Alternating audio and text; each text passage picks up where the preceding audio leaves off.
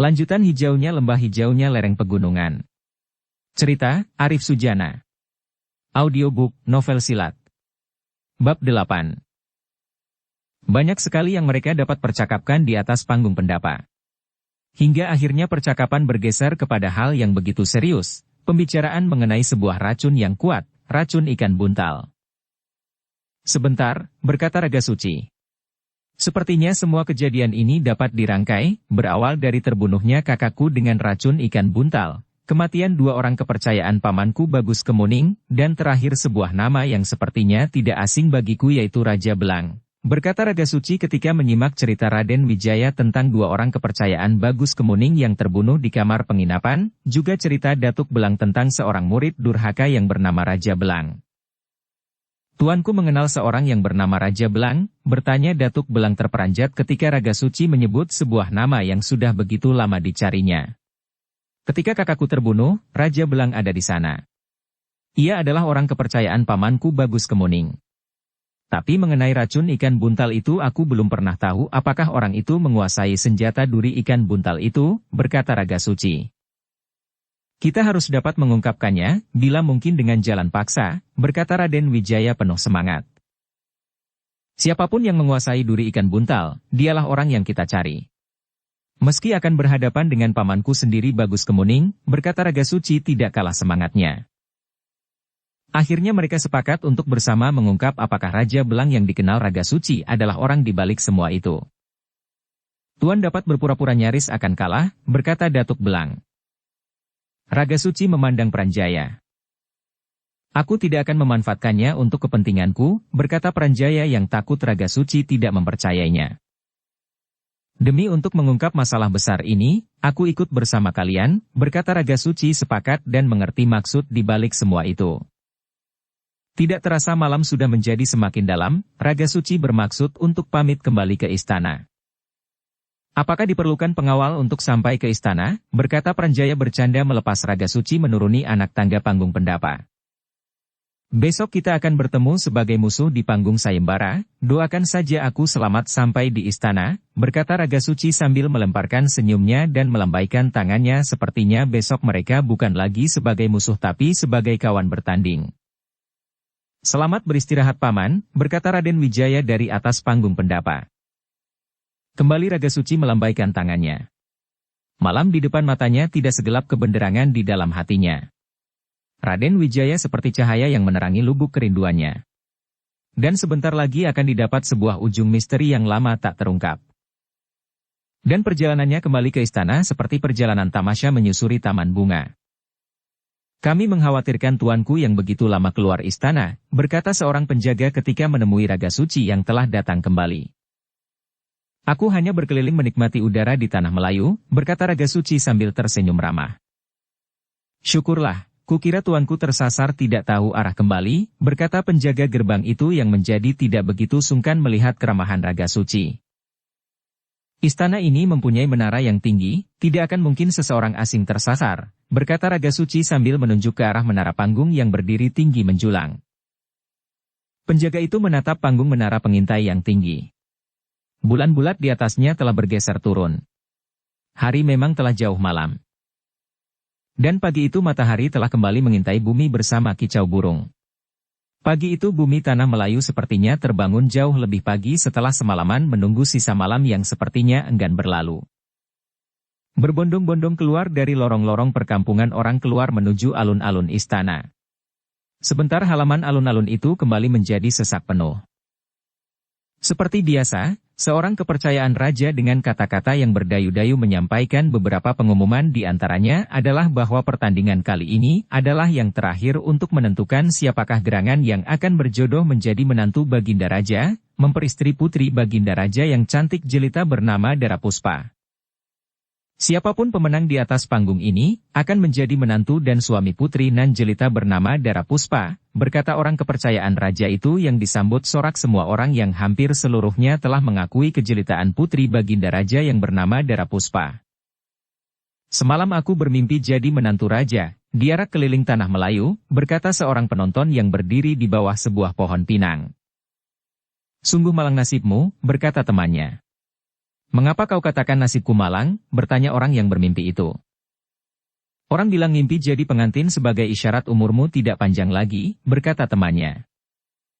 "Begitukah?" bertanya orang yang bermimpi itu, wajahnya nampak buram ketakutan. "Banyak berbuat baiklah engkau mulai hari ini," berkata temannya, "dari kemarin aku telah banyak berbuat baik, bukankah kemarin aku yang membayar semua jajanan yang kau makan?" berkata orang yang bermimpi itu sambil bersungut. Betul, sekarang kamu harus berbuat baik lagi," berkata temannya. "Bilang saja hari ini kamu lagi tongpes, tidak ada hubungan dengan mimpiku," berkata orang yang bermimpi itu dengan mencibirkan bibirnya. Gong. Terdengar sebuah bende berbunyi sebagai tanda pertandingan segera akan dimulai. Terlihat Raga Suci dan Pranjaya telah menaiki tangga panggung. Di atas panggung telah menanti seorang penengah. "Siapapun yang melanggar aturan yang ditetapkan dianggap kalah. Apakah kalian mengerti?" berkata penengah itu yang dijawab anggukan kepala oleh Raga Suci dan Pranjaya. Sementara itu seorang pengawal setia Raga Suci tengah bersama Mahesa Amping, Raden Wijaya, Lawi dan Argalanang mengawasi dari dekat seorang yang bernama Raja Belang, yang ternyata orang dekat dari Bagus Kemuning. Seorang pemukul bende telah melihat isyarat yang diberikan, dengan semangat memukul bende itu dengan sekuat tenaganya. Gong. Suara bende kali ini terdengar begitu keras, seluruh penonton bersorak bergemuruh seperti suara ombak di tengah malam yang tidak pernah putus saling bersambut. Pranjaya dan Raga Suci terlihat sudah saling menyerang. Seperti dua ekor harimau yang saling menyerang melompat dan menerkam, siapapun yang melihatnya akan berdecak menahan napas menjadi begitu tegang. Setiap serangan yang dilancarkan begitu sangat cepat dan berbahaya.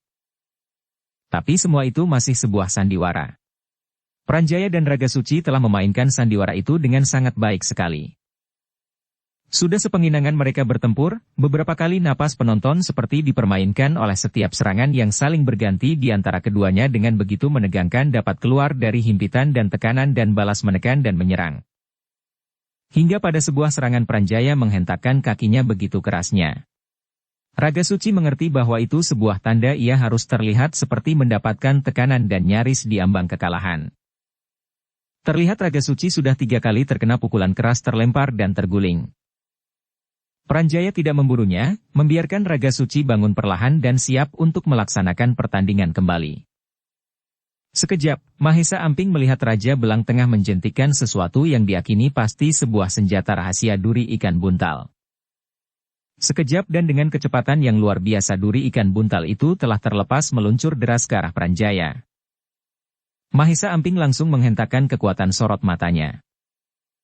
Senjata rahasia berupa duri ikan buntal yang tengah melesat itu langsung hancur menguap sebagai asap terbakar kekuatan sorot mata Mahesa Amping, hanya beberapa inci dari batang leher Pranjaya.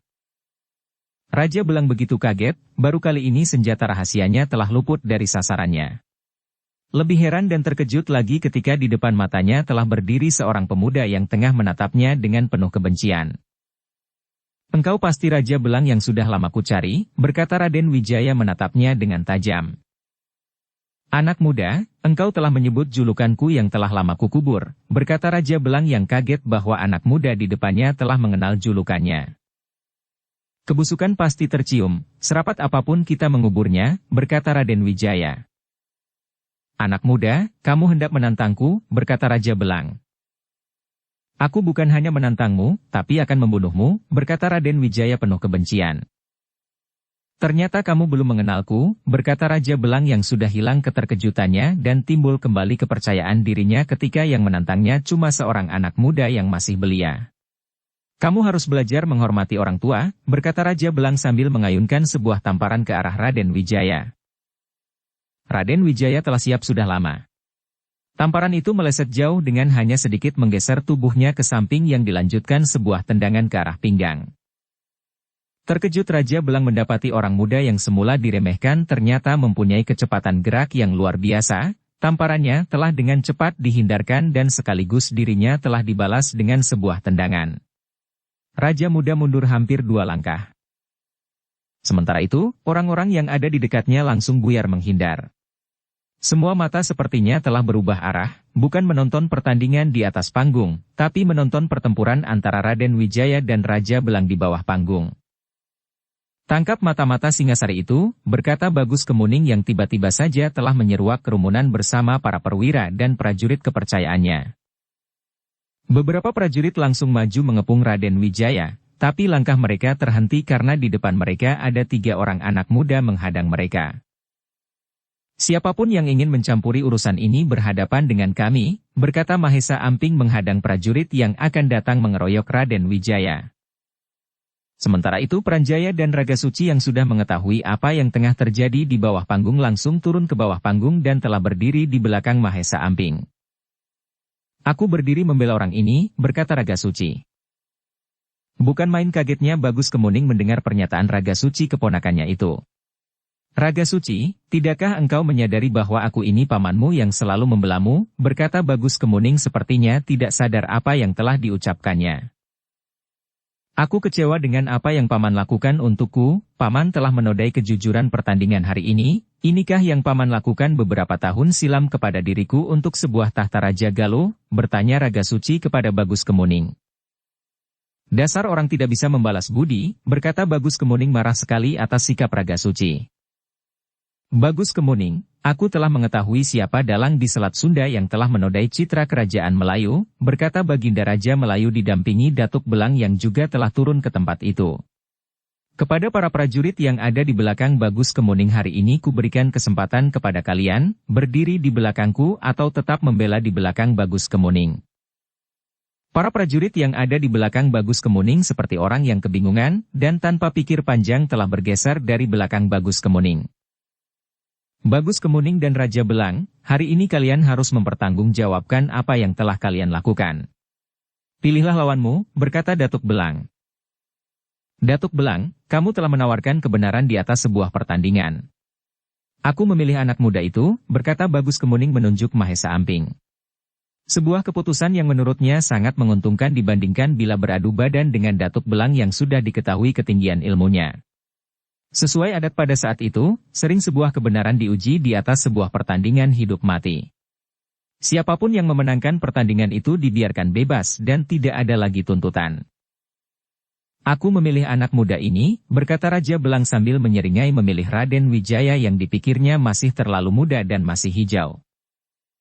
Aku menjadi saksi atas kejujuran pertandingan kalian di atas panggung sayembara, berkata Baginda Raja. Beberapa orang telah bergeser jauh untuk memberi keluasan bagi orang yang akan bertanding membentuk sebuah lingkaran yang luas. Mari kita selesaikan urusan kita, berkata Mahesa Amping kepada Raden Wijaya sambil bergeser mendekati Bagus Kemuning yang telah memilihnya sebagai lawan tanding. Kamu belum mengenalku anak muda, berkata Bagus Kemuning menatap tajam Mahesa Amping. Hari ini aku ingin mengenalmu, berkata Mahesa Amping dengan nada datar sepertinya tidak takut menatap mata Bagus Kemuning. Inilah hari sialmu telah mengenal aku, berkata Bagus Kemuning yang langsung menyerang Mahesa Amping seperti harimau menerkam lawannya. Mahesa Amping dengan cepat bergeser. Melihat serangannya dengan mudah dielakkan, Bagus Kemuning kembali melakukan serangan dengan sebuah tendangan. Lagi-lagi serangan itu dengan mudah dielakkan Mahesa Amping bergeser mundur. Dengan marah Bagus Kemuning mengejar Mahesa Amping. Sementara itu di tempat yang sama Raden Wijaya juga telah menerima serangan Raja Belang yang langsung dan sepertinya menginginkan pertandingan dapat diselesaikan dengan cepat menyerang Raden Wijaya dengan dahsyatnya. Tapi Raja Belang ternyata kecele dengan pilihannya, anak muda yang dihadapinya bukan anak kemarin sore yang baru mengenal kanuragan. Tapi anak muda yang telah digembleng oleh Mahesa Murti langsung dan telah menguasai dan mengungkapkan rahasia pusaka rontal Empu Purwa yang telah dikembangkannya secara diam-diam di setiap kesempatan. Gila, berkata Raja Belang setiap kali serangannya dengan mudah dielakkan oleh Raden Wijaya yang dapat bergerak begitu ringan dan cepat seperti kapas yang terbang kian kemari diterbangkan angin. Ratusan jurus telah berlalu, tidak satu pun serangan Raja Belang dapat mengenai tubuh Raden Wijaya. Sanggrama Wijaya telah mempunyai ilmu yang tinggi, berkata Raga Suci kepada Datuk Belang dengan bangganya melihat keponakannya Raden Wijaya yang dapat mengimbangi ilmu Raja Belang yang diketahui sudah sangat tinggi dan mumpuni yang diketahuinya sebagai abdi yang setia dimanapun Bagus Kemuning berada. Anak muda yang satu lagi juga tidak berbeda dengan keponakanmu itu, berkata Datuk Belang sambil menunjuk Mahesa Amping yang tengah bertempur menghadapi Bagus Kemuning. Sebagaimana Raden Wijaya, Mahesa Amping juga masih banyak menghindar dibandingkan melakukan serangan. Hanya sekali-kali dilakukan manakala sudah terhimpit dengan balas menyerang. Anak Edan, berkata Bagus Kemuning yang penasaran tidak juga dapat melumpuhkan lawannya yang masih muda belia meski sudah meningkatkan tataran ilmunya semakin tinggi. Jangan salahkan diriku bila hari ini kamu akan mati terbakar, berkata Bagus Kemuning yang langsung mengeterapkan ilmu simpanannya. Tangannya terlihat seperti bara membara langsung menerkam Mahesa Amping. Mahesa Amping merasakan hawa panas mengejarnya. Tanpa disadari, kepekaan di dalam dirinya telah bekerja dengan sendirinya, sebuah hawa dingin telah melambari sekeliling dirinya meredam hawa panas yang mengejarnya. Mahesa Amping masih dapat melayani Bagus Kemuning tanpa merasakan adanya hawa panas yang menyerang dirinya. Sementara itu di waktu yang sama, Raja Belang benar-benar sudah habis kesabarannya. Serangannya selalu dengan mudah dielakkan Raden Wijaya. Baru disadari bahwa anak muda yang dihadapinya bukan anak muda sembarangan. Ratusan jurus telah berlalu, berlapis-lapis tataran ilmunya telah ditingkatkannya namun tidak jua menyelesaikan pertandingan itu. Set. Raja Belang telah melancarkan senjata rahasia andalannya ketika Raden Wijaya melompat ke belakang menghindari serangannya. Dengan kecepatan yang tidak dapat dilihat dan kasat mata duri ikan buntal yang kecil itu melesat mengejar tubuh Raden Wijaya. Wus. Tidak ada jalan lain bagi Raden Wijaya yang langsung mengeterapkan kemampuannya yang dapat mengeluarkan cahaya panas lewat tangannya. Tapi kali ini hanya 1/10 kekuatan yang dilontarkan oleh Raden Wijaya, jadi hanya berupa angin yang keras meluncur dari tangannya. 3 buah duri ikan buntal berbalik arah langsung meluncur menyambar tubuh Raja Belang. Raja Belang tidak pernah menyangka hal itu dapat terjadi. Di luar perhitungannya senjata rahasia andalannya meluncur kembali dengan kecepatan 2 kali lipat dari sebelumnya ketika meluncur dari tangannya. 3 buah duri ikan buntal telah menembus kulit badannya di titik tubuh yang sangat berbahaya, tepat di jantungnya. Raja Belang jatuh terduduk dengan wajah dan tubuh berwarna biru. Raja Belang langsung tewas seketika merasakan racunnya sendiri. Sebuah kematian yang sangat mengerikan dengan mata besar melotot sepertinya tidak menerima apa yang dengan begitu cepat terjadi dan benar-benar di luar perkiraannya. Bagus Kemuning yang melihat orang kepercayaannya yang setia terkapar mati menjadi begitu gusar penuh kemarahan. Sepertinya kemarahannya itu dicurahkan dalam serangan yang berlapis ganda lebih menggerigiskan bergulung menyerang Mahesa Amping. Mendapatkan serangan yang bertubi-tubi, Mahesa Amping terlihat semakin terdesak. Akhirnya Mahesa Amping tidak lagi hanya mengelak, tapi langsung balas menyerang. Sebuah pertempuran yang dahsyat, tubuh mereka seperti bayangan melesat ke sana kemari seperti bayangan yang terbang saling menyambar. Des! 2 buah kekuatan beradu dengan begitu keras ketika Mahesa Amping menangkis sebuah pukulan yang kuat dari Bagus Kemuning. Mahesa Amping terlihat tetap tegap berdiri dengan kedua kaki dalam posisi kuda-kuda yang tegar. Sementara itu Bagus Kemuning terlihat mundur 3 langkah. Yang dirasakannya adalah pukulannya seperti membentur kapas yang ringan. Dan tiba-tiba saja sebuah kekuatan yang seperti ombak besar mendorong dirinya begitu kuat. Dengan wajah yang seperti tidak percaya dengan apa yang terjadi, diam-diam mengakui kekuatan ilmu yang tinggi dari pemuda yang menjadi lawannya yang sebelumnya dianggap sebagai pemuda biasa yang baru mengenal sejurus 2 jurus ilmu kanuragan. Terlihat Bagus Kemuning bersedekap tangan. Tiba-tiba saja tubuhnya telah menghilang dari pandangan. Terdengar sebuah tawa yang bergema dari segala penjuru. Suara itu dilambari tenaga dalam yang tinggi terasa menghimpit dan menyesakkan isi rongga dada. Beberapa orang terlihat berlari menjauh sambil memegangi dadanya yang sesak. Bagus Kemuning, mereka tidak bersalah, hadapilah aku, berkata Mahesa Amping yang diam-diam melambari kekuatan pada kata-katanya berusaha meredam kekuatan Bagus Kemuning serta terus memandang kemanapun Bagus Kemuning bergerak, sebagai seorang yang punya bakat panggraita dan kekuatan batin yang tinggi. Ilmu aji panglimunan Bagus Kemuning tidak banyak berguna di hadapan Mahesa Amping. Ilmu aji panglimunan, berkata Datuk Belang yang melihat Bagus Kemuning menghilang dari pandangan matanya ada rasa khawatir terhadap Mahesa Amping. Sebagaimana Datuk Belang, semua mata menahan napas tercekam menanti apa yang akan terjadi. Tiba-tiba saja ratusan mata terbelalak tidak percaya apa yang dilihatnya. Sebagaimana Raden Wijaya, Mahesa Amping diam-diam telah mengembangkan ilmunya dalam setiap kesempatan. Mengungkap segala kekuatan yang dapat diungkapkan dalam bentuk kekuatan baru. Dengan bakat lahir dan berpadunya pengenalan atas alam kecil dan alam besar, Mahesa Amping dapat memecahkan penguasaannya atas pikiran orang-orang di sekitarnya. Mahesa Amping telah menguasai sebuah ilmu sejenis ilmu Aji Kawah Ari-Ari. Manusia dewa, berkata berbarengan beberapa orang yang melihat Mahesa Amping berdiri tegap berjejer menjadi 5 sosok yang mirip dengan mata yang tajam menatap Bagus Kemuning yang tidak terlihat oleh orang-orang tapi dapat dilihat jelas oleh Mahesa Amping. Ilmu iblis, berkata Bagus Kemuning yang merasa kecewa ilmu Aji Panglimunannya tidak berguna di hadapan Mahesa Amping. Terlihat tangannya menarik sebuah keris kecil yang diletakkan sebagai pengikat rambutnya. Bagus Kemuning terlihat demikian angkernya, di tangannya menggenggam sebuah keris dengan rambut yang dibiarkannya jatuh terurai. Keris si Ginjai yang belum disempurnakan, berkata Datuk Belang menatap keris di tangan Bagus Kemuning sebagai pusaka gurunya yang telah lama menghilang. Pada saat itu Bagus Kemuning telah begitu putus asa. 5 wujud Mahesa Amping telah mengelilinginya. Bagus Kemuning tidak dapat berpikir jernih lagi. Tanpa banyak perhitungan telah menyerang salah satu dari wujud Mahesa Amping. Serangan itu begitu cepat, salah satu wujud Mahesa Amping tidak dapat mengelak. Sebuah tikaman langsung menembus salah satu wujud Mahesa Amping, darah segar langsung bersembur dari perut yang terkoyak. Siapapun yang terkena keris ini tidak akan bernapas panjang, berkata Bagus Kemuning sambil tertawa panjang. Tapi tawanya hanya sebentar, Mahesa Amping yang terkoyak perutnya sudah kembali seperti semula, tidak ada satupun goresan bekas luka di perutnya. Ternyata yang dilukai oleh Bagus Kemuning adalah sosok semu dari Mahesa Amping. Kembali 5 sosok Mahesa Amping telah mengepungnya, satu persatu dan kadang bersamaan telah menyerang Bagus Kemuning yang masih terus berusaha mengimbangi. Bagus Kemuning memang tidak dapat membedakan mana Mahesa Amping yang asli maupun yang hanya bayangan semuanya. Hingga pada sebuah serangan Bagus Kemuning tidak mampu mengelak sebuah tendangan dari samping tubuhnya. Buk!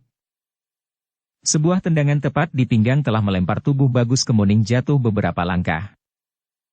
Bagus Kemuning seperti patah arang dan gelap mata bangkit kembali. Kekuatan wadak dan pikirannya sudah tidak lagi selaras langsung menyerang kembali dengan garang.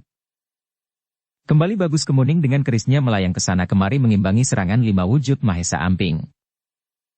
5 wujud Mahesa Amping seperti telah diatur menyerang seperti berantai, plak. Sebuah tamparan kembali melempar tubuh Bagus Kemuning beberapa langkah, kali ini Bagus Kemuning lama belum juga bangkit kembali. Mahesa Amping merasa kasihan dengan keadaan Bagus Kemuning yang sudah tidak berdaya putus asa. Diam-diam telah mengembalikan wujudnya dalam satu sosok wujud sebenarnya. Terlihat perlahan Bagus Kemuning bangkit kembali memandang Mahesa Amping dengan mata sayu. Tiba-tiba saja wajah Mahesa Amping seperti berubah tegang. Sebagai seorang yang terlahir membawa bakat dapat melihat apa yang terjadi di depannya, Mahesa Amping sepertinya telah mengetahui apa yang akan dilakukan Bagus Kemuning terhadapnya. Wus! Sebuah keris kecil dilempar dengan tenaga yang terlatih dan kuat meluncur ke arah Mahesa Amping. Itulah yang sebelumnya sudah terlintas di dalam benak pikiran Mahesa Amping sebelum hal itu benar-benar terjadi. Seperti sebuah sihir, keris kecil itu berhenti di udara di antara pertengahan antara Mahesa Amping dan Bagus Kemuning. Ternyata Mahesa Amping telah menahan keris itu dengan kekuatan sorot matanya. Manusia dewa, berkata beberapa orang yang seperti tidak percaya dengan apa yang dilihatnya langsung dengan mata kepalanya sendiri.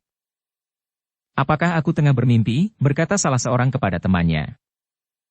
Aku baru saja mencubit pahaku sendiri, untuk meyakinkan bahwa aku tidak bermimpi, berkata kawannya yang berdiri dekat dengan orang yang berkata tengah bermimpi.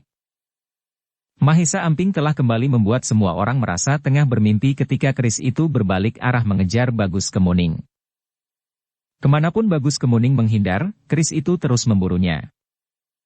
Hentikan, aku menyerah. Berkata Bagus Kemuning yang sudah putus asa dan tahu betul keampuhan dari kerisnya yang penuh mengandung racun yang amat keras. Dengan kekuatan sorot matanya, keris itu langsung melayang dan jatuh di dalam genggaman tangan Mahesa Amping. Aku telah memenangkan pikiranku sendiri untuk tidak menjadi pembunuh, berkata Mahesa Amping kepada dirinya sendiri sambil menarik napas panjang dan melepaskannya. Langit di atas alun-alun pada saat itu sepertinya telah begitu teduh. Matahari telah tergelincir jauh ke ujung barat bersembunyi di balik awan tebal. Terlihat beberapa prajurit telah menggiring Bagus Kemuning, mayat Raja Gelang pun sudah disingkirkan untuk dikebumikan sebagaimana mestinya. Guruku berpesan untuk segera menyempurnakan keris ini dengan memandikannya di 7 muara, berkata Datuk Belang ketika menerima kembali keris pusaka gurunya dari tangan Mahesa Amping. Seorang kepercayaan raja terlihat naik ke atas panggung memberikan sebuah pengumuman bahwa pertandingan sayembara akan dilanjutkan esok harinya. Ampun Tuanku Baginda, hamba berkenan untuk kembali ke rumah, berkata Datuk Belang mewakili rombongannya kembali ke tempat tinggalnya. Terima kasih tak terhingga atas segala yang telah kalian lakukan bagi kedamaian nagari ini, berkata Baginda Raja melepas kepergian Datuk Belang dan rombongannya. Besok kutunggu dirimu di atas panggung sandiwara, berkata Raga Suci kepada Pranjaya. Ternyata Tuanku Raga Suci adalah seorang pemain sandiwara yang baik, berkata Pranjaya. Alun-alun istana telah kembali dalam kesepiannya ketika beberapa orang terakhir telah meninggalkannya. Tanah lapang itu seperti wajah perawan yang ditinggalkan kekasih tercinta menunggu penuh kesetiaan dalam penantian pergantian hari, saat ini dan di hari esok di ujung waktu senja. Senja pun akhirnya telah datang jua sebagai batas waktu di antara kebenderangan dan kegelapan. Langit malam pun perlahan merayapi bumi yang lelah, menyembunyikannya dalam telekung genggaman yang kerap.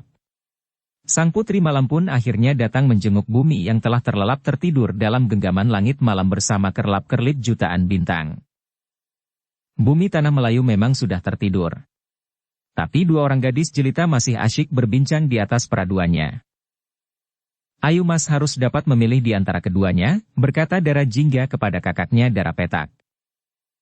Itulah yang kakak tidak dapat putuskan, keduanya sama-sama begitu rupawan, berkata Dara Petak mengungkap isi hatinya kepada adiknya Dara Jingga. Bagaimana bila aku yang memilih untuk Ayu Mas, berkata Dara Jingga menggoda. Siapa yang akan Dimas Ayu pilihkan untukku, berkata Dara Petak. Aku memilih pemuda yang mengalahkan Raja Belang untuk Ayu Mas, berkata Dara Jingga. Mengapa kamu pilihkan dia untukku, bertanya Dara Petak. Karena aku menginginkan pemuda yang satunya lagi, berkata Dara Jingga dengan mata terbuka tersenyum memandang Dara Petak. Itu namanya ada udang di balik batu, berkata Dara Petak sambil mencubit adiknya. Demikianlah, pembicaraan Dara Petak dan Dara Jingga mewakili pembicaraan di hampir penjuru tanah Melayu sebagai kata-kata pengantar tidur mereka atas kejadian di siang hari yang menghebohkan. Sebuah peristiwa yang tidak mungkin dapat mereka lupakan. Terutama cerita tentang manusia dewa, sebuah nama yang mereka berikan sendiri untuk seorang yang menurut mereka telah mempunyai ilmu yang maha sakti, untuk seorang pemuda pengembara, ksatria dari Singasari yang tidak lain adalah Mahesa Amping, seorang pemuda sederhana yang terlahir dari rahim orang biasa. Bukan dari keluarga istana, apalagi anak seorang dewa. Mahesa Amping masih juga tidak dapat memejamkan matanya. Pikirannya masih menerawang ketika tangannya menggenggam keris itu. Ada perasaan yang aneh telah membius jiwanya, perasaan atas kehausan segala pujian, kehausan atas sebuah kekuasaan, harta dan wanita. Tiba-tiba terbayang 3 wajah gadis jelita yang saat itu berada di dekat Baginda Raja. Apakah karena perbawa keris itu, atau gejolak di hatiku sendiri, bertanya Mahesa Amping kepada dirinya sendiri. Sampai jauh malam Mahesa Amping masih belum juga menerka gejolak yang ada di dalam dirinya. Apakah ini yang dinamakan cinta? Bertanya Mahesa Amping kepada dirinya sendiri. Tiba-tiba lamunannya jauh ke padepokan Bajraseta, betapa senangnya bila diajak bersama mengantar beberapa barang senjata dan alat pertanian yang akan dijual di pasar. Di sana ia akan bertemu dengan seorang putri pedagang kelontong yang berparas cantik bernama Rasmi yang akan memintanya singgah. Di atas pembaringannya Mahesa Amping duduk bersila dalam sikap sempurna, melihat dirinya sendiri, melihat gejolak perasaannya sendiri dan terus masuk dalam keheningan dan kehampaan dalam tatapan fana. Sebuah asap hitam tipis keluar dari ujung kepalanya. Terlihat Mahesa Amping menarik nafas panjang sepertinya baru saja keluar dari sebuah himpitan berat yang menyesakkan rongga dadanya. Hawa sesat keris itu ternyata diam-diam telah mengendap di dalam lubuk hatiku, berkata Mahesa Amping kepada dirinya sendiri yang dapat memaklumi sikap dan perbuatan Bagus Kemuning sangat berhubungan erat berasal dari pengaruh keris Si Ginjai yang belum disempurnakan, pengaruh hawa sesatnya telah mengakar membentuk jiwanya yang keruh. Malam memang telah sedikit menyisakan waktunya berlalu menjauh pergi ke belahan bumi lain ditandai dengan suara kokok ayam jantan sayup-sayup jauh memanggil sang pagi. Semburat cahaya merah tersembul di balik cakrawala di ujung timur bumi. Namun cahayanya masih belum menghangatkan burung-burung kecil yang telah lama bersembunyi di balik sayap dan bulunya dari dinginnya malam. Di pagi yang masih bening itu Mahesa Amping sudah terbangun keluar dari biliknya menuju panggung pendapa.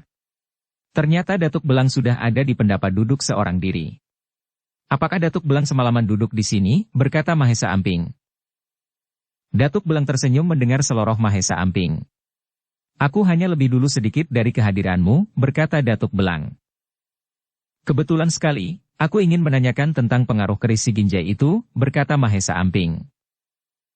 "Keris itu masih memiliki hawa kotor yang harus segera disempurnakan, akan berpengaruh buruk siapapun yang memilikinya," berkata Datuk Belang. "Sebagaimana telah mempengaruhi jiwa Bagus Kemuning," berkata Mahesa Amping. "Aku akan bercerita sedikit tentang rahasia keris itu," berkata Datuk Belang sambil menarik napas perlahan, sepertinya tengah mengumpulkan beberapa kenangan yang sudah lama berlalu. Keris ini pada mulanya sebuah pesanan seorang raja kepada seorang empu di tanah Jawa yang sangat ahli membuat sebuah keris bertuah. Entah kenapa raja itu tidak pernah datang kembali menanyakan pesanannya itu. Hingga pada suatu waktu empu itu telah bertemu dengan guruku yang masih muda belia. Empu itu menitipkan keris itu kepada guruku, memintanya untuk menyempurnakannya dengan memandikannya di 7 muara. Guruku pada saat itu memang telah memenuhi syarat sebagai orang yang dapat menyempurnakan keris itu, di mana syarat itu hanya dapat dilakukan oleh seorang pemuda yang masih perjaka. Guruku bersedia melakukan tugas itu. Datuk Belang berhenti sebentar menarik napasnya dalam-dalam. Namun dalam perjalanannya, berkata Datuk Belang melanjutkan ceritanya. "Guruku telah jatuh cinta kepada seorang putri kepala suku di sebuah pedalaman tanah Melayu. Sampai akhirnya guruku memperistrinya. Tapi kemalangan telah menimpa keluarga guruku juga mertuanya. Peperangan antara para ketua suku telah menewaskan istri dan mertuanya. Dalam kesedihan itu barulah guruku menyadari kesalahannya, telah membawa sebuah keris yang belum disempurnakan, melalaikan tugas dan janjinya." Datuk Belang berhenti sebentar. "Ketika bertemu denganku, keris itu masih belum juga disempurnakan," berkata Datuk Belang. "Bukankah Datuk pada saat itu masih perjaka?" bertanya Mahesa Amping yang dibalas dengan sebuah senyuman. "Di tempat asalku, ketika seorang pemuda akan pergi merantau akan didahului dengan upacara pernikahan muda," berkata Datuk Belang masih dengan menampakkan senyumnya. "Untuk menawarkan hawa jahatnya, keris itu oleh guruku ditanam di bawah sebuah gelombang mata air yang jernih," berkata Datuk Belang melanjutkan ceritanya. "Guruku telah berpesan kepadaku untuk mencari seorang yang memenuhi syarat untuk dapat menyempurnakannya," berkata Datuk Belang. "Dan hari ini aku telah mendapatkan orang itu." "Siapakah orang itu?" bertanya Mahesa Amping seperti merasa lega ada orang yang telah didapatkan oleh Datuk Belang untuk menyempurnakan keris itu yang sudah dirasakannya sendiri dapat berpengaruh jahat kepada siapapun yang memegangnya, apalagi memilikinya. "Kamu Mahesa Amping," berkata Datuk Belang kepada Mahesa Amping yang terperanjat tidak menyangka orang yang dimaksud Datuk Belang adalah dirinya sendiri. "Aku melihat hanya kamulah yang mampu menyempurnakan keris itu," berkata Datuk Belang. "Keris itu terbuat dari campuran bahan kayu pilihan, nikel, emas dan besi yang keras. Ketika berada dalam genggamanmu, cahaya dalam keris itu sepertinya telah menjadi redup," berkata Datuk Belang dengan wajah penuh pengharapan kepada Mahesa Amping. Sementara itu sang surya sudah muncul dari ujung timur bumi. Cahayanya memancar memberikan kehangatan. Burung-burung kecil mulai berani menyembulkan kepalanya yang semalaman bersembunyi di balik bulunya yang lembut dari dinginnya malam. Terlihat beberapa burung kecil berwarna-warni berloncat dari ranting ke ranting memperdengarkan ragam kicau suara pagi. Pranjaya, Lawi, Argalanang dan Raden Wijaya telah bergabung di panggung pendapa menikmati hidangan pagi yang hangat. "Pagi yang cerah," berkata Mahesa Amping sebagai orang terakhir yang turun dari rumah panggung akan berangkat ke alun-alun istana. Alun-alun istana pagi itu sudah dipenuhi orang-orang yang dengan tidak sabar lagi menunggu pertandingan terakhir yang menentukan. Mahesa Amping, Lawe, Argalanang dan Raden Wijaya mendapatkan kehormatan duduk di panggung sebagai tamu Baginda Raja. Di kampungku belum pernah aku duduk di tajuk kehormatan seperti ini, berkata Argalanang sambil memandang panggung terbuka dengan perasaan senangnya. Mahesa Amping, Lawe dan Raden Wijaya sepertinya tidak mendengarkan celoteh Argalanang, karena tatapan mata mereka sedang terperangkap ke ujung deretan, tepatnya kepada 3 orang gadis yang begitu jelita duduk berjajar dengan Baginda Raja. Kulihat mata kalian telah berselingkuh, berkata Argalanang masih menatap lurus ke arah panggung terbuka. Hanya sedikit bersedekah mata, agar tidak kantuk, berkata Lawe sambil menowal pinggang Argalanang. Gong. Sebuah bende terdengar sebagai tanda pertandingan akan segera dimulai. Terlihat Pranjaya dan Raga Suci telah naik ke panggung. Seorang penengah, seperti biasa menyampaikan beberapa hal yang menyangkut segala aturan yang mengikat di atas panggung pertandingan itu. Gong. Hati-hati, sekarang aku tidak bersandiwara lagi, berkata Raga Suci siap melakukan serangannya. Aku telah siap, berkata Pranjaya menyunggingkan sebuah senyuman. Maka terjadilah sebuah pertempuran yang seru antara Pranjaya dan Raga Suci. Mereka bertempur laksana 2 ekor harimau saling menerkam dan menerjang. Luar biasa, 3 hari yang lalu seranganmu tidak secepat ini, berkata Raga Suci sambil menghindar dari tendangan beruntun yang dilancarkan Pranjaya. Jangan memuji, nanti aku bisa lupa daratan, berkata Pranjaya kembali melakukan serangan menerjang dengan pukulan bertubi-tubi. Demikianlah mereka bertarung dengan begitu serunya, 100 jurus telah berlalu, tidak juga terlihat ada yang surut tenaganya. Bahkan sepertinya semakin lama tenaga yang keluar semakin begitu dahsyat, mereka telah mengeluarkan kemampuan tenaga di luar wadahnya. Wut! Sebuah sambaran tangan dari Pranjaya penuh tenaga lewat sedikit dari kepala Raga Suci yang dengan cepat mengelak langsung menyerang dengan sebuah tendangan melingkar. Kecepatan dan tenaga mereka seimbang, berkata Raden Wijaya yang menyaksikan pertempuran itu tanpa berkedip sedikit pun. Tapi Raga Suci punya banyak muslihat, berkata Mahesa Amping ikut menilai pertempuran antara Raga Suci dan Pranjaya. Muslihat apa yang dilakukan Raga Suci? Bertanya Lawe tersentuh dengan penilaian Mahesa Amping. Pranjaya sudah terpancing jebakan Raga Suci, berkata Mahesa Amping. Raga Suci menunggu tenaga Pranjaya terkuras, berkata Mahesa Amping menjelaskan. Apa yang dikatakan Mahesa Amping memang tidak meleset jauh, di dalam pertempuran itu memang Raga Suci sengaja lebih banyak diserang agar tenaga Pranjaya cepat terkuras. Akhirnya yang ditunggu Raga Suci datang juga, dilihatnya Pranjaya sudah bermandikan keringat. Begitu deras keringat mengalir membasahi wajah dan tubuhnya. Tahan seranganku, berkata Raga Suci yang telah memperhitungkan segala gerakannya menyerang secara beruntun. Dengan perhitungan yang tepat kemana langkah Pranjaya, sebuah tamparan yang cepat lewat punggung tangannya yang terbuka berhasil menghantam dada Pranjaya.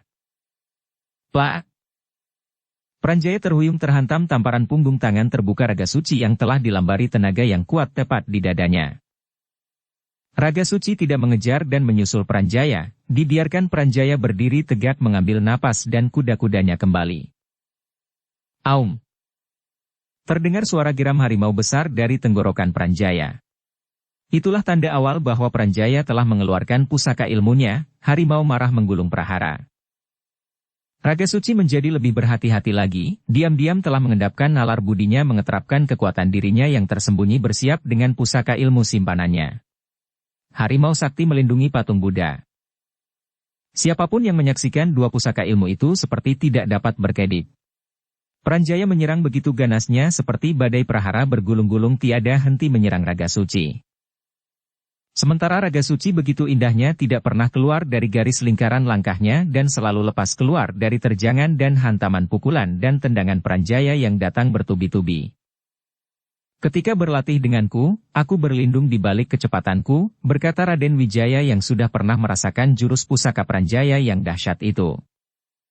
Sementara Raga Suci berlindung di balik ilmu langkahnya yang indah, berkata Mahesa Amping yang mengagumi gerak langkah Raga Suci yang indah, terpusat dalam satu lingkaran bertahan.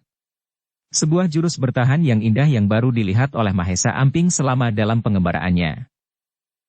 Ketika semua mata tidak pernah putus dan berkedip sedikit pun menyaksikan sebuah pertempuran yang begitu mendebarkan, sebuah mata yang indah sekali 2 kali mencoba mencuri pandang.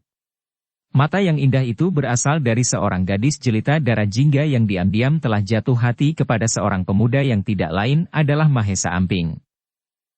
Akhirnya aku dapat melihat pemuda gagah itu lebih jelas, berbisik Dara Jingga kepada kakaknya Dara Petak. Hus, hanya itu tanggapan Dara Petak atas bisikan Dara Jingga sambil meletakkan tangannya di ujung bibirnya yang mungil. Nafas Pranjaya sepertinya telah memburu, keringat telah membasahi wajah dan tubuhnya. Itulah yang ditunggu Raga Suci. Sebagai seorang putra sekaligus murid yang dituntun langsung oleh Prabu Dharma Siksa yang sekarang telah mengasingkan dirinya sebagai seorang resi guru, kelebihan Raga Suci mulai terlihat selapis lebih berpengalaman dari Pranjaya. Setelah dengan sabar bertahan dengan langkah ajaibnya yang indah, Raga Suci dengan sebuah perhitungan yang masak mulai melancarkan serangan-serangan mendesak Pranjaya. Des! Sebuah tendangan tepat menerobos pertahanan Pranjaya yang langsung terlempar di pinggir panggung. Raga Suci memang ingin segera menyelesaikan pertempurannya. Dengan melakukan beberapa kali lompatan kayang telah mendekati Pranjaya. Bu! Sekali lagi sebuah pukulan tangan tergenggam keras masuk telak menghantam perut Pranjaya yang masih goyah berdiri di pinggir panggung. Pranjaya langsung terlempar keluar dari panggung. Gemuruh suara penonton menyaksikan akhir dari pertempuran yang begitu mendebarkan. Raga Suci telah menyelesaikannya dengan begitu indah. Perlahan Pranjaya bangkit berdiri naik kembali ke panggung terbuka. Tuanku memang pantas mendapatkannya, aku mengaku kalah, berkata Pranjaya setelah kembali ke atas panggung sambil menyalami Raga Suci. Aku juga senang bertanding dengan pemuda yang punya bakat yang luar biasa sepertimu, berkata Raga Suci sambil memeluk erat Pranjaya. Sekali lagi penonton bergemuruh menyaksikan dua orang ksatria yang mempunyai kelapangan jiwa. Yang menang tidak merasa deksura, yang kalah pun tidak merasa direndahkan dan berkecil hati. Gong! Suara bende terdengar begitu keras bergema mengisi ruang alun-alun istana yang luas. Sayembara memperebutkan seorang putri raja telah berakhir. Aku mengundang kalian besok menghadiri upacara mandi damai, berkata Baginda Raja kepada Datuk Belang dan rombongannya yang telah memohon pamit meninggalkan alun-alun istana. Sementara itu sekilas sepasang mata indah kembali mencuri pandang. Kali ini pencuri itu tertangkap basah. Dua pasang mata telah bertemu. Dengan sedikit menganggukkan kepalanya, Mahesa Amping memberikan senyumannya yang dibalas Dara Jingga dengan senyuman pula penuh sejuta arti. Sebuah pertemuan antara dua hati yang terpaut debar yang sama. Percik api asmara telah menyala. Hari itu adalah hari yang penuh gemilang. Sebuah upacara yang besar telah diselenggarakan dengan penuh meriah, dalam suasana penuh sukacita. Puncak pesta itu adalah pelaksanaan upacara mandi damai. Sebuah upacara yang bermakna bahwa calon pengantin dinyatakan telah syah menurut adat istiadat yang berlaku di Tanah Melayu. Sebuah upacara pernikahan yang diawali dengan memandikan sepasang pengantin dengan bunga warna-warni yang diakhiri dengan bersembunyinya pengantin wanita di antara puluhan para wanita tua yang didandani mirip pengantin wanita. Tugas pengantin pria mencari dengan benar pengantin aslinya. Raga Suci akan cepat mendapatkan pengantin aslinya, berkata Mahesa Amping yang ikut menyaksikan upacara mandi damai itu kepada Argalanang yang ada di dekatnya. Bagaimana kamu yakin akan hal itu? Bertanya Argalanang yang ikut bingung menentukan di mana pengantin wanita bersembunyi. Raga Suci akan menggunakan penciumannya, berkata Mahesa Amping. Ternyata apa yang dikatakan Mahesa Amping memang benar, Raga Suci mencari pengantin wanita dengan penciumannya. Dengan mudah darah puspa yang bersembunyi di antara para ninik mamak telah ditemuinya. Seluruh orang yang menyaksikan upacara itu bersorak gembira, Raga Suci telah menemukan pengantin wanitanya. Kamu memang serba tahu, tapi untuk yang satu ini kamu ternyata begitu bodoh, berkata Argalanang kepada Mahesa Amping yang selalu tepat memberikan setiap dugaan. Untuk hal apa aku terlalu bodoh, bertanya Mahesa Amping penasaran. Kamu tidak mengetahui, ada seorang darah jelita selalu mencuri pandang ke arahmu, berkata Argalanang. Saat ini dirinya masih memandangimu, berkata Argalanang sambil berbisik. Mahesa Amping segera menyebar pandangnya, ternyata apa yang dikatakan Argalanang memang benar, seorang darah jelita tengah memandangnya. Ser. Berdesir sebuah rasa yang penuh makna tapi tidak mudah diartikan oleh Mahesa Amping perasaan apa gerangan ketika matanya menangkap mata jelita itu. Dan dada Mahesa Amping berdegup lebih keras lagi manakala seorang dayang tua yang selalu berada di dekat darah jelita itu menghampiri dirinya. Tuan putriku mengundang Kisanak besok menemaninya bermain layang-layang hias di tepi pantai, berkata dayang tua itu kepada Mahesa Amping dengan penuh hormat. Anggukan kepalamu sebagai tanda dirimu menerima undangan ini langsung kepada tuan putriku.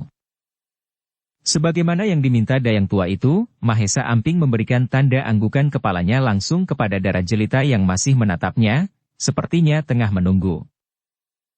Darah jelita itu dari tempat yang jauh membalas anggukan kepala Mahesa Amping dengan sebuah senyum yang tersembunyi di balik sapu tangan sutra jingga di antara jemari tangannya. Kebahagiaanku sepertinya menjadi begitu sempurna, menemukan keponakanku di negeri orang, berkata Raga Suci ketika menerima ucapan selamat dari Raden Wijaya. Semoga kebahagiaan Pamanda selalu langgeng, berkata Raden Wijaya sambil memeluk Raga Suci dengan perasaan haru bahagia. Demikianlah, upacara mandi damai telah dilanjutkan dengan sebuah jamuan besar sebagai ungkapan rasa syukur bahwa upacara pernikahan telah terlaksana dengan baik. Hari itu seluruh warga Tanah Melayu merayakan hari sukacita itu dengan perasaan penuh gembira dalam pesta pora penuh gemerlap sampai jauh di ujung malam. Terima kasih telah menemaniku di hari penuh kebahagiaan ini, berkata Baginda Raja kepada Datuk Belang mewakili rombongannya ketika berpamit mohon diri. Dan Putri Malam masih tetap setia menjaga bumi yang sudah terpulas tertidur di peraduannya. Masih terlihat cahaya sang Putri Malam yang sudah tidak bulat lagi bersandar di ujung atap panggung menara istana yang tinggi menjulang. Debur ombak pantai Tanah Melayu seperti nada irama abadi bersambut merdu seruling angin malam berdesir riuh membelai daun-daun pinang seperti penari rancak piring yang gemulai. Dan malam pun akhirnya lelah jua bernyanyi untuk bumi, terlihat semburat warna merah telah muncul di ujung timur. Semburat warna merah akhirnya telah menyebar mengisi hampir seluruh cakrawala. Warna alam di atas bumi begitu bening bersemedi dalam keheningan suara yang sunyi. Lagi-lagi aku telah didahului oleh Datuk, berkata Mahesa Amping kepada Datuk Belang yang sudah lebih dulu hadir di atas panggung pendapa. Aku hanya lebih sedikit darimu, berkata Datuk Belang mempersilahkan Mahesa Amping menemaninya.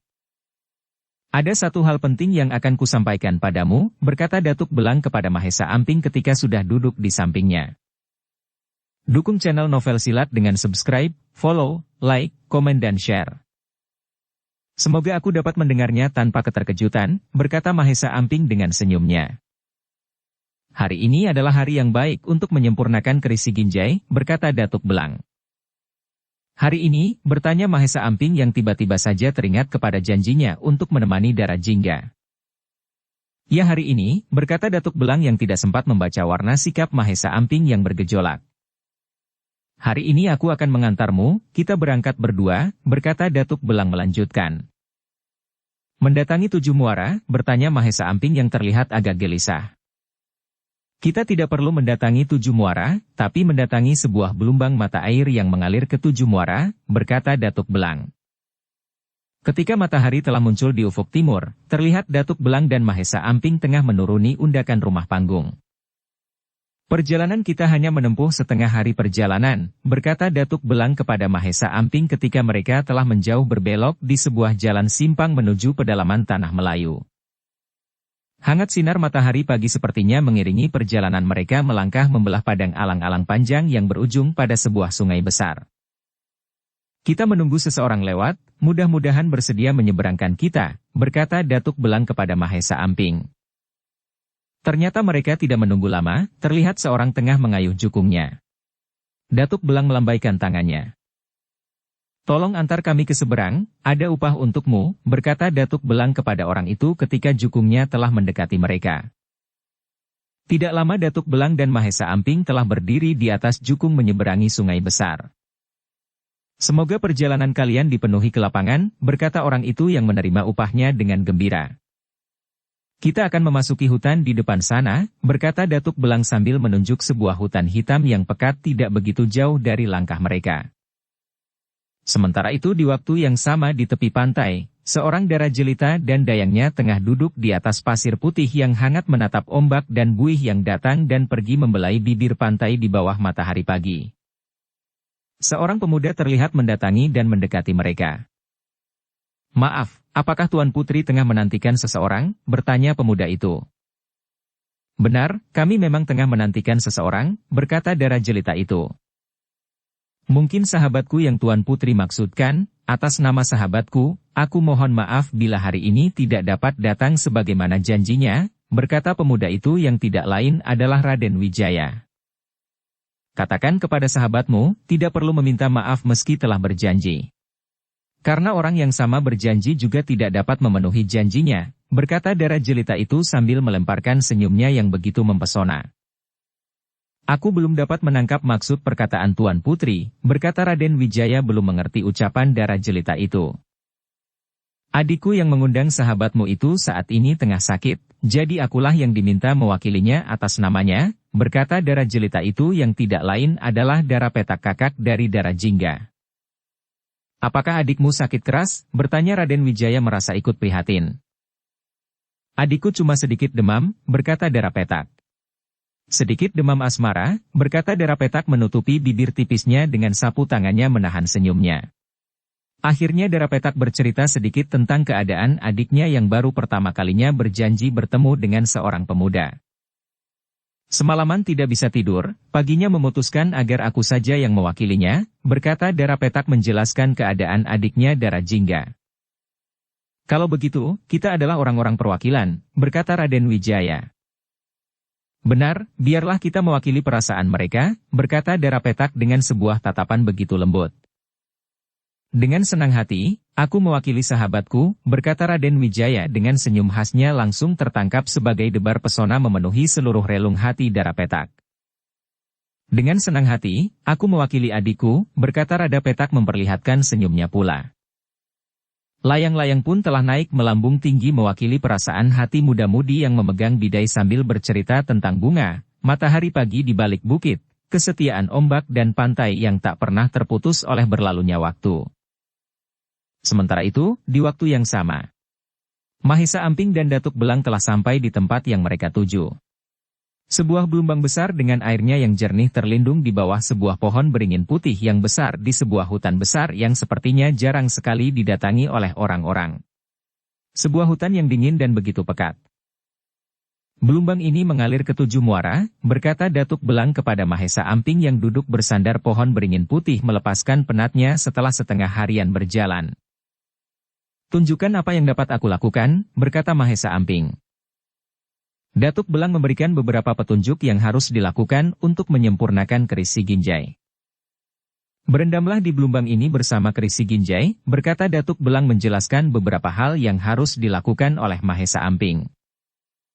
Matahari sudah bergeser sedikit dari puncaknya, kepekatan hutan membuat suasana sekitar gelombang begitu teduh. Terlihat Mahesa Amping sudah melangkah turun ke gelombang yang jernih dan tidak begitu dalam. Mahesa Amping merasakan kesejukan berada di dalam gelombang di siang hari itu. Sementara itu Datuk Belang berusaha sedikit menjauh, sesuai tata cara pemandian dan penyempurnaan keris Si Ginjai harus tidak terlihat oleh siapapun. Mahesa Amping telah duduk bersila sempurna di dalam gelombang itu, yang terlihat hanya leher dan kepalanya yang tidak terkena air gelombang. Matahari pun sedikit demi terlihat bergeser ke barat. Cahayanya yang menembus beberapa dahan dan batang pohon di hutan itu sudah semakin redup. Mahesa Amping telah masuk di dalam semedinya, masuk ke dalam ketiadaan dan bersatu bersama semesta alam jagat raya yang luas tak bertepi. Kala itu hari sudah menjadi senja, Mahesa Amping melihat dengan mata kepalanya sendiri turun dari pohon beringin putih yang ada di tepi gelombang itu seekor ular belang berwarna kuning, putih, hitam dan merah. Mahesa Amping segera meningkatkan kekuatan nalar budinya, bersiaga penuh menghadapi segala apapun yang dapat mencelakai dirinya. Dengan tingkat kemampuan atas pemahaman akan arti mengungkapkan segala rahasia kekuatan dan pemusatan diri dan semesta yang telah sempurna, terlihat sedikit demi sedikit tubuh Mahesa Amping telah terangkat dan akhirnya seperti duduk bersila sempurna di atas permukaan air gelombang yang jernih itu. Mahesa Amping tidak bergerak ketika ular belang yang besar itu telah membelit hampir seluruh tubuhnya.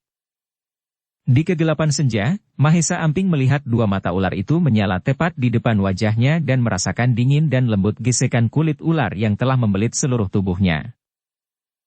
"Kenapa kamu takut kepada diriku?" tiba-tiba saja ular belang itu berkata kepada Mahesa Amping. Terkejut Mahesa Amping menyadari bahwa ular belang itu ternyata bukan makhluk biasa. Sebuah perwujudan alam ada dan tiada yang menjelma sebagai sosok ular belang yang ganas menakutkan. "Siapakah dirimu?" bertanya Mahesa Amping. "Namaku Manik Maya," berkata ular itu. "Manik Maya yang berarti permata hayalan, sungguh indah namamu," berkata Mahesa Amping yang sudah merasa sangat lama pernah mengenalnya sering datang dan pergi menggodanya jauh di dalam lubuk hatinya yang paling dalam. "Keindahan itulah yang sering membelit manusia muda tenggelam dalam kemalasannya," berkata ular itu. "Apa yang kamu inginkan dariku dengan menampakkan wujudmu Amping?" "Di sini," bertanya Mahesa. "Di dalam dirimu aku sudah kamu tundukkan, akulah hamba sahayamu. Semoga kehadiranku ini dapat membantumu menyempurnakan keris Ginjai," berkata ular besar itu yang tiba-tiba saja berubah wujud sebagai asap tipis berwarna-warni langsung masuk ke dalam keris Ginjai. Mahesa Amping menarik nafas lega menyaksikan semua yang terjadi. Baru saja Mahesa Amping bernafas lega, tiba-tiba telah berdiri di tepi belumbang seekor anjing besar berbulu hitam kemerahan. Kepekaan nuraninya kembali mengatakan bahwa anjing besar itu pun bukan makhluk sembarangan. Dan sudah langsung menerka siapakah gerangan anjing besar yang selalu menjulurkan lidahnya. "Kamu pasti hasratku yang sering menawarkan kemasyhuran kepadaku," berkata Mahesa Amping sambil tersenyum. "Tuanku telah mengenalku, akulah hasratmu yang sering kau halau ketika aku datang," berkata anjing besar itu masih menjulurkan lidahnya, ada buih cairan yang menetes di sela-sela mulutnya. "Apa yang kau inginkan dengan menampakkan wujudmu di hadapanku?" bertanya Mahesa Amping. "Engkau tuanku, aku ingin membantu tugas tuanku, meredam hasrat panas yang ada di dalam keris Ginjai," berkata anjing besar itu yang langsung berubah wujud sebagaimana ular belang menjadi sebuah asap tipis berwarna hitam kemerahan langsung masuk ke dalam keris Ginjai. Malam telah menggelantung pekat mengisi rongga hutan di atas belumbang berair jernih yang tidak begitu dalam itu. Mahesa Amping masih tetap di dalam semedinya terapung di atas permukaan belumbang. Kepekaan Mahesa Amping yang telah sempurna kembali menangkap sebuah suara. Dari dalam kegelapan muncul sesosok makhluk berupa seekor anjing berwarna putih kekuningan. "Selamat datang wahai hambaku yang setia kepada segala pujian dan kebanggaan kepahlawanan," berkata Mahesa Amping yang sudah dapat mengenal makhluk yang mendatanginya sebagai anjing besar berbulu putih kekuningan. "Engkau telah mengenalku, sebagaimana kawan-kawanku yang datang terlebih dahulu, aku datang untuk membantumu," berkata makhluk berwujud anjing besar itu yang langsung berubah wujud menjadi asap tipis berwarna putih kekuningan langsung masuk ke dalam keris Ginjai. Semburat warna merah telah sedikit muncul di cakrawala langit yang melingkungi hutan di mana Mahesa Amping dan Datuk Belang ada di dalamnya. Tapi suasana di dalam hutan itu masih tetap tidak berubah kepekatannya. Mahesa Amping masih tetap dalam semedinya, laksana patung Buddha yang terapung di atas permukaan air belumbang. Kembali kepekaan Mahesa Amping dapat merasakan ada yang tengah mendatanginya. Kali ini adalah 2 ekor kera besar. Yang satu berwarna hitam kecoklatan dan yang lainnya berwarna putih bersih. "Sebutlah nama kalian agar aku dapat mengenali siapa kalian," berkata Mahesa Amping langsung bertanya kepada 2 ekor kera yang datang mendekatinya berdiri di tepi belumbang. "Namaku Janawesa," berkata kera yang berwarna hitam kecoklatan. "Namaku Jana Prasada," berkata kera yang berwarna putih bersih. "Senang aku dapat melihat wujud kalian yang sebenarnya. Terima kasih telah datang membantuku," berkata Mahesa Amping kepada 2 ekor kera yang mendatanginya. Dari nama yang mereka sebutkan, Mahesa mengenalinya siapakah mereka itu. Kera yang memperkenalkan dirinya bernama Janawesa adalah guru sejati yang selalu membisikkan segala sisi baik dan buruk di dalam lubuk hatinya. Sementara kera putih bersih itu tidak lain adalah makhluk yang telah bersemayam di dalam dirinya yang selalu memberinya segala rasa ketenangan batin. Tanpa mengucapkan kata apapun kedua ekor kera itu telah berubah wujud menjadi asap tipis dan langsung merasuki batang keris Ginjai yang terselip di pinggang Mahesa Amping. Semburat warna merah telah mengisi seluruh cakrawala langit di atas hutan itu sebagai tanda sebentar lagi akan datang fajar pagi. "Siapa gerangan yang akan mendatangiku?" bertanya Mahesa dalam hati ketika kepekaannya kembali merasakan akan ada yang datang menghampirinya dari balik kegelapan hutan yang gelap itu. Dugaan Mahesa Amping ternyata benar adanya, ada 2 sosok makhluk berwarna putih. Ketika sudah semakin dekat, Mahesa Amping dapat melihat jelas bahwa yang mendatanginya adalah seekor singa putih dan seekor burung Garuda juga berbulu berwarna putih. Wahai jiwa yang telah menemukan kedamaian, kekasih siwa sejati. Kami datang memenuhi panggilannya, berkata singa putih itu yang langsung berubah wujud menjadi sebuah asap tipis halus diikuti Garuda yang hinggap di bahunya juga langsung berubah wujud menjadi asap tipis halus langsung masuk ke dalam wujud keris si Ginjai. Mahesa Amping merasakan keanehan atas dirinya, tubuhnya seperti terbebani barang ribuan kati beratnya. Terlihat tubuh Mahesa Amping telah masuk kembali terbenam air belumbang menyisakan kepalanya. Masih dalam keadaan penuh keheranan, merasakan ada sesuatu menginjak kepalanya. Mahesa Amping merasakan dirinya seperti tidak berbobot, sedikit demi sedikit tubuhnya terasa terangkat terapung di permukaan air belumbang. Ternyata di atas kepala Mahesa Amping telah bertengger seekor burung angsa putih. Sebentar angsa putih itu hinggap di atas kepalanya, kemudian terbang mengitari belumbang yang seketika itu juga telah berubah warna menjadi warna kebiruan. Angsa putih itu pun turun hinggap di pangkuan Mahesa Amping, begitu jinaknya. Salam sejahtera bagimu wahai jiwa yang bersih yang telah mendatangi fajar, hamba datang memenuhi panggilannya, berkata angsa putih itu yang tidak berubah wujud sebagaimana jelmaan binatang sebelumnya yang berubah wujud menjadi asap, tapi angsa putih itu telah berubah wujud seperti cahaya kebiruan sepertinya masuk terserap ke dalam keris si Ginjai. Mahesa Amping merasakan sesuatu di dalam dirinya begitu dahsyat, sebuah kegembiraan yang luar biasa meliputi jiwanya laksana kupu-kupu terbang di taman bunga, atau seperti seekor burung keluar dari sangkarnya terbang tinggi di udara bebas terbuka. Segera naiklah Mahesa Amping, kamu sudah berhasil menyempurnakannya, berkata Datuk Belang dari atas tepi belumbang kepada Mahesa Amping. Mahesa Amping yang mengenal suara itu membuka matanya, dilihatnya Datuk Belang berdiri di tepi belumbang menatap penuh senyum. Segeralah naik, berkata kembali Datuk Belang kepada Mahesa Amping. Gantilah pakaianmu, berkata Datuk Belang sambil mengeluarkan pakaian bersih ketika Mahesa Amping telah keluar dari belumbang. Sementara itu sinar matahari pagi sudah mulai masuk lewat sela-sela dahan dan daun seperti puluhan pedang menusuk bumi menerangi hutan. Suara burung berkicau terdengar begitu riuh di dalam hutan yang masih perawan itu. Mari kita bersiap kembali pulang, kasihan Kijang muda itu beberapa kali mengintip menunggu belumbang ini menjadi sepi, berkata Datuk Belang sambil menunjuk ke arah semak belukar tempat bersembunyinya seekor Kijang muda yang sepertinya sudah begitu bosan menunggu. Mahesa Amping dan Datuk Belang terlihat telah berjalan menyusuri hutan pekat itu berusaha mencari arah kembali. Akhirnya mereka telah keluar dari hutan yang disambut hangatnya cahaya matahari yang sudah mulai menaik. Keris ini mempunyai perbawa seorang raja, apakah kamu juga merasakan perbawanya? Berkata Datuk Belang kepada Mahesa Amping ketika mereka sudah berada di sebuah lereng bukit yang luas. Benar, aku pun juga merasakan perbawa yang sama pada keris ini, berkata Mahesa Amping membenarkan perkataan Datuk Belang. Apakah ada keinginanmu untuk menjadi seorang raja? Berkata Datuk Belang. Dalam mimpi sekalipun tidak pernah terpikir olehku, berkata Mahesa Amping. Datuk Belang tertawa mendengar jawaban dari Mahesa Amping. Kamu memang aneh, sementara banyak orang bermimpi ingin menjadi seorang raja, berkata Datuk Belang. Menjadi raja atas diri sendiri adalah mahkota hidup yang harus disyukuri, pesan itulah yang kudapat ketika menyempurnakan keris ini, berkata Mahesa Amping. Ternyata aku tengah berjalan bersama seorang raja bermahkota angsa putih, berkata Datuk Belang sambil menepuk pundak Mahesa Amping.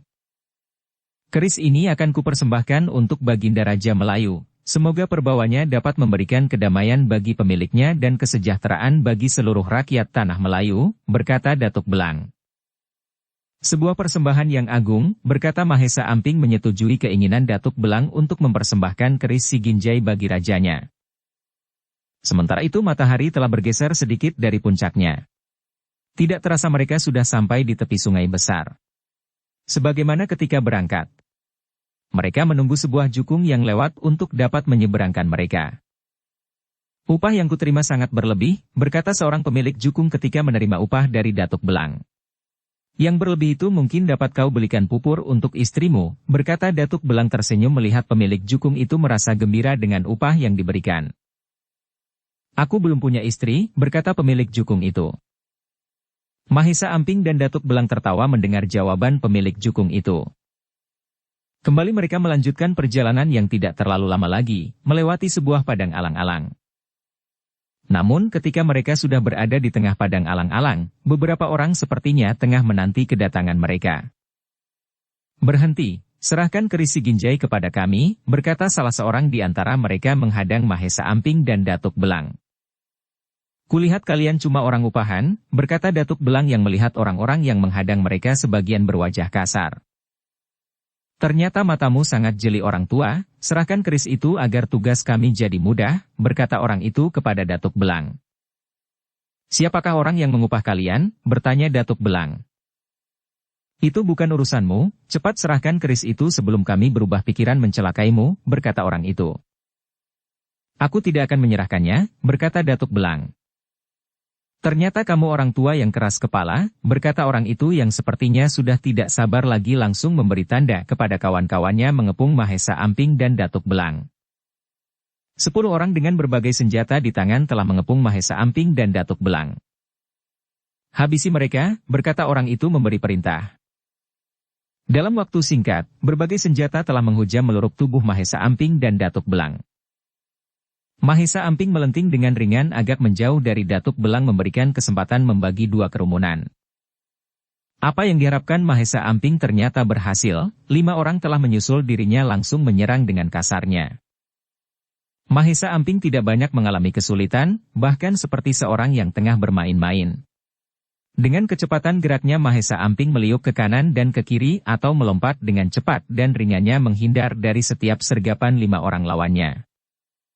Sementara itu Datuk Belang juga melakukan hal yang sama sebagaimana Mahesa Amping, dengan mudah terbang ke sana kemari menghindari serangan.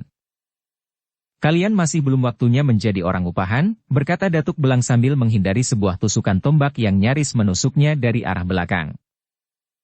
"Orang tua sombong," berkata salah seorang dari 5 orang penyerangnya langsung menyabetkan golok besarnya ke arah Datuk Belang. Sambil tertawa Datuk Belang telah menghindar, namun 4 buah senjata telah menyusulnya. Kembali Datuk Belang telah keluar dari kepungan 4 orang penyerangnya. Bukan main geramnya kelima orang ini yang mendapatkan 1 orang lawan yang tidak mudah ditundukkan. Dengan brutal kembali mereka menyerang Datuk Belang yang melayani mereka sambil tertawa terkekeh-kekeh membuat kelima orang penyerangnya merasa direndahkan langsung menyerang dengan kemarahan yang memuncak. Datuk Belang nampaknya sudah jemu bermain-main. "Bu!" Sebuah pukulan bersarang tepat di ulu hati seorang penyerang yang mencoba nekat menyusup dari samping kanan Datuk Belang, langsung rebah tidak sadarkan diri. Prak! Sebuah pukulan tangan terbuka langsung menghantam rahang penyerang yang berada di sisi kiri Datuk Belang langsung terhuyung pening, sebuah giginya melompat keluar dari mulutnya yang terluka. Des! Sebuah tendangan ke belakang langsung menghujam perut penyerangnya yang mencoba menusukkan tombaknya dari arah belakang. Tendangan keras ke arah perut itu membuat penyerangnya merasakan mual yang sangat. "Kalian tinggal berdua," berkata Datuk Belang kepada 2 orang penyerangnya sambil tertawa terkekeh-kekeh. Ternyata 2 orang penyerangnya bukan orang yang gampang berputus asa atau mudah menyerah. Melihat 3 orang temannya yang begitu mudah dirobohkan oleh Datuk Belang terlihat semakin garang. Seorang penyerang terlihat memutarkan golok panjangnya siap mengadu jiwa. Sementara seorang lagi yang bersenjata 2 buah badik di tangan kiri dan kanannya telah siap pula menyerang. "Tidak ada yang lepas dari badikku," berkata orang yang bersenjata badik sambil melepaskan 2 buah senjatanya meluncur dengan cepat ke arah tubuh Datuk Belang. Wus! 2 buah badik meluncur dengan cepat dari jarak 2,5 langkah. Set! 2 buah badik telah dijepit dengan 2 buah jari tangan kanan dan kiri Datuk Belang. Dan dengan kecepatan 2 kali kecepatan semula, badik itu telah kembali ke empunya langsung menancap di kedua paha kanan dan kiri penyerangnya yang langsung rebah tidak dapat bertahan menahan rasa sakit di kedua paha kakinya.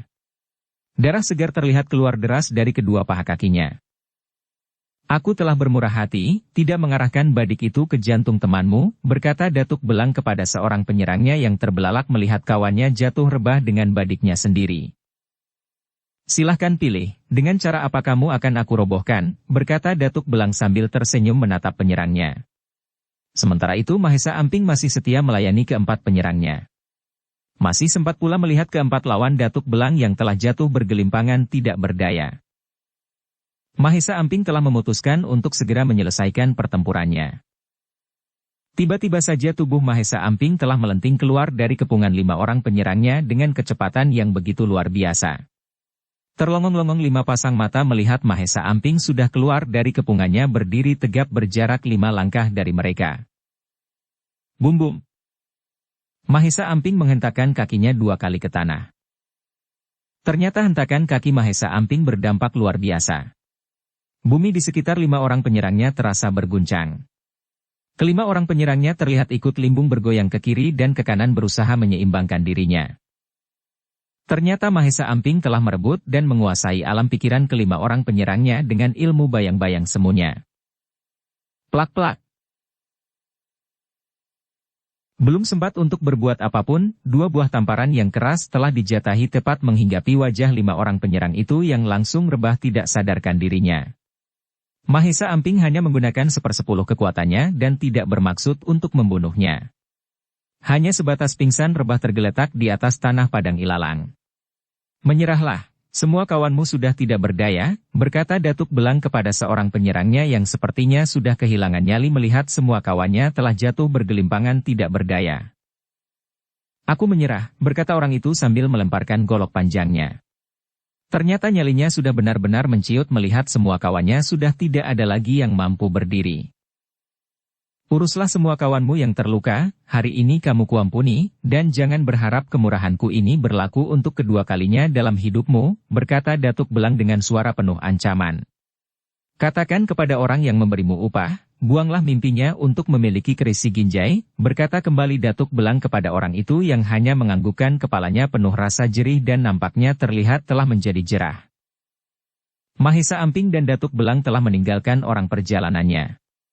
Itu, kembali melanjutkan. Mengapa Datuk tidak menangkap mereka dan menyerahkan kepada pihak kerajaan, bertanya Mahesa Amping kepada Datuk Belang ketika mereka sudah berjalan cukup jauh. Kurasa dengan menangkap mereka, tidak akan mengurangi dan menghentikan para pemimpi yang bermimpi untuk menguasai keris Ginjai ini, berkata Datuk Belang.